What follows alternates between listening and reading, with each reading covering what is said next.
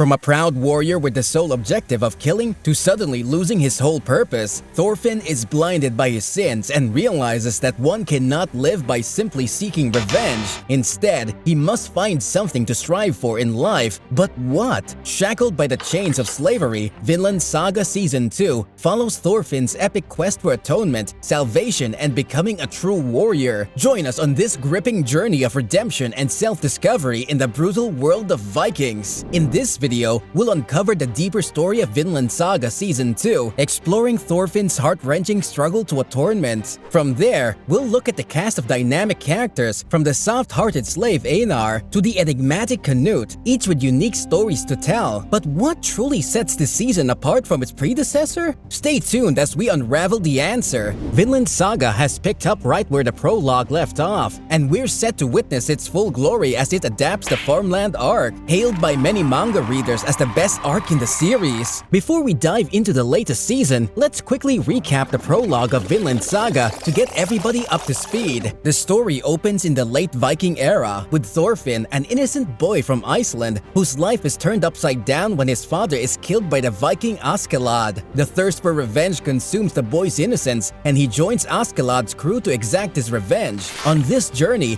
Thorfin becomes entangled in the politics and conflicts during the Danish invasion of England. Eventually, he begins questioning his values and his thirst for revenge. He witnesses the brutality of war and its senseless violence and destructive aftermath, causing him to reflect on his actions. Despite forming some bond with the crew, Thorfin remains steadfast in his determination for revenge. But when he finally challenges Askeladd to a duel, the outcome is not what he expected and is far from it. Then, with his sworn enemy being slain at the hands of quite possibly the least expected person, Thorfin is haunted by Askeladd's daunting last words. To experience even more of the season's beauty, don't forget to watch our other Vinland Saga video that covers Season 1. If one thing's for sure, fate has been cruel to Thorfin. The second season occurs a few years later on a farm where Thorfin, once a proud warrior, is a slave with no vision of what to do next. With Askeladd gone, the weight of his actions and losing his relentless thirst for revenge have left Thorfin a shell of his former self. But hope still flickers in the depths of darkness as he's joined by Einar, another slave who loses his freedom after his family is killed by Vikings. Living as the slave of Ketil's prosperous farm owner, the two men are allowed to earn their freedom by turning a forest of trees into farmland. Thorfin continues to be haunted by his past and is forced to confront the consequences of his actions. For instance, seeing what Einar's life has come to due to Vikings pillaging his village and killing his family has revealed that Thorfin was no different and has caused mass suffering to many. While carrying the overwhelming guilt and loss of purpose, he must find a way to move forward, to find a new purpose beyond his obsession with revenge. Throughout this season, we witnessed Thorfin's quest to find the meaning in life for himself, a long march to prove that he's more than a soulless husk whose only purpose is to kill. It's the journey to accepting people into his life, making friends, and starting to atone for all the lives he has taken. And finally, a struggle to forge a path towards becoming a true warrior, just like his father and Askeladd before him. Since the true heart of this arc lies in its remarkable character development, it's worth delving deeper into their struggles and motivations to fully appreciate its brilliance. First, the once mighty warrior has lost his purpose in life, Thorfin. Initially a naive boy born in Iceland, with an ignorant fascination with war, he often dreamt about going to battle one day to reclaim his forefathers' land that was in ice, along with the thrill of killing his enemies. However, he was left wholly bamboozled after his father Thors told him that he has no enemies. Not listening to that advice and his father's instruction to stay put, he sneakily follows his father on a dangerous journey. Tragically, this has caused him to become entangled in a vicious cycle of hatred and revenge after witnessing his father's death at the hands of Askeladd.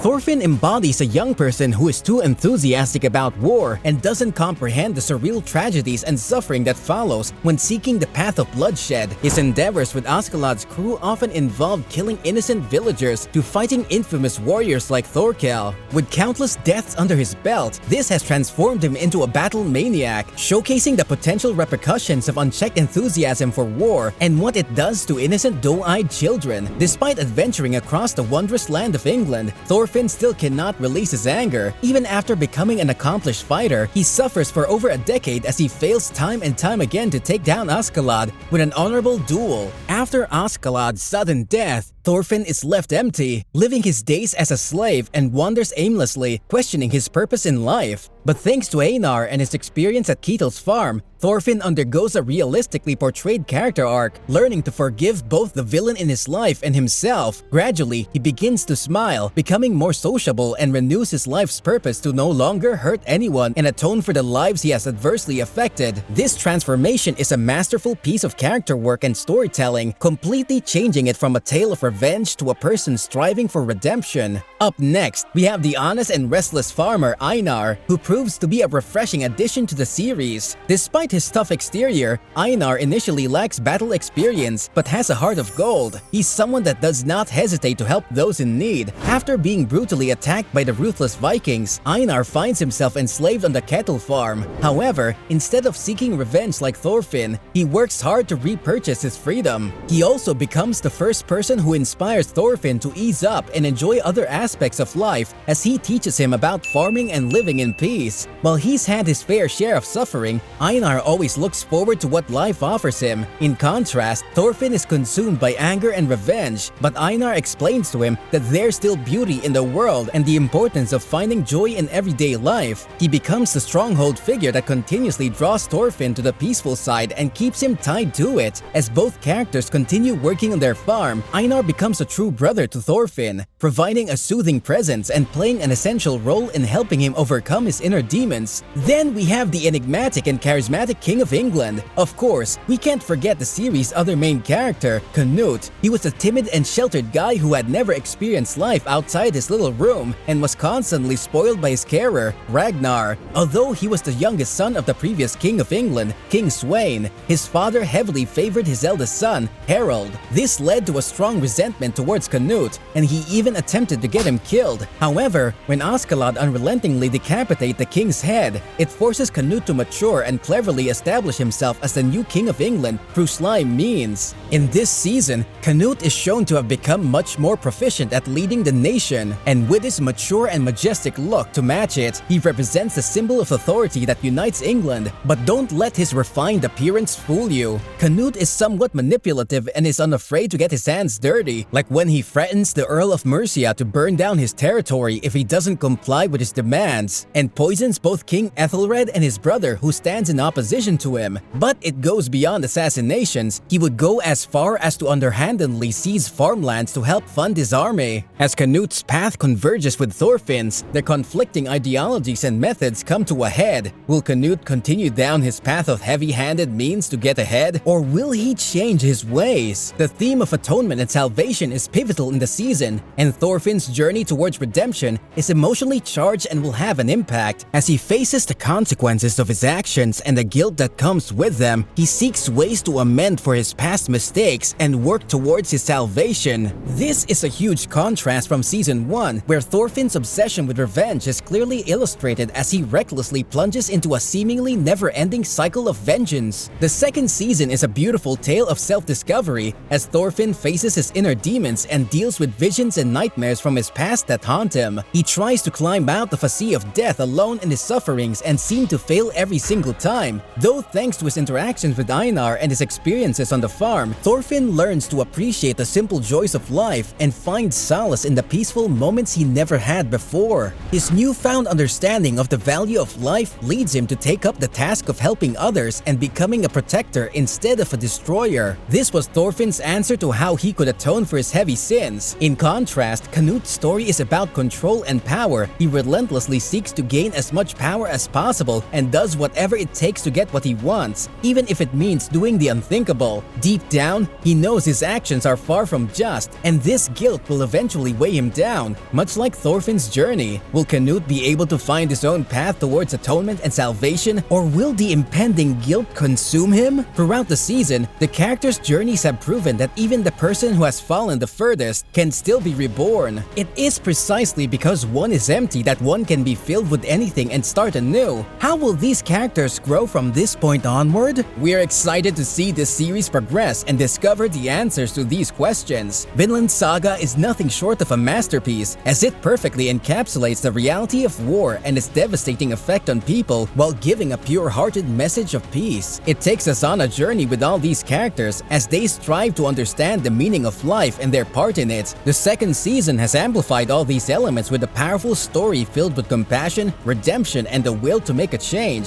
It makes us relate to them spiritually as we find solace in the calm hope that we are going to the beautiful and tranquil land of Vinland, where we can completely shut ourselves away from the horrors of war, slavery, and terrorism in hopes of finally living a peaceful life. With phenomenal writing, beautiful and realistic art, and the experienced direction of Shuhei Yubata, who has worked on Attack on Titan, Overlord, and Dorohedoro, Vinland Saga has all the ingredients for a masterpiece. The unique approach to the Atonement and skillful execution makes it a must-watch for any anime fan, and as the series progresses, it only gets better. To us, this season is the catalyst of who Thorfin must become to become a true-bred warrior like Thor's in Askeladd, while also exploring Knute's rise in power and possibly his downfall. So, if you haven't already, do yourself a favor and check it out. And don't forget to tune in to this video here for more exciting videos from the anime community. Thanks for watching!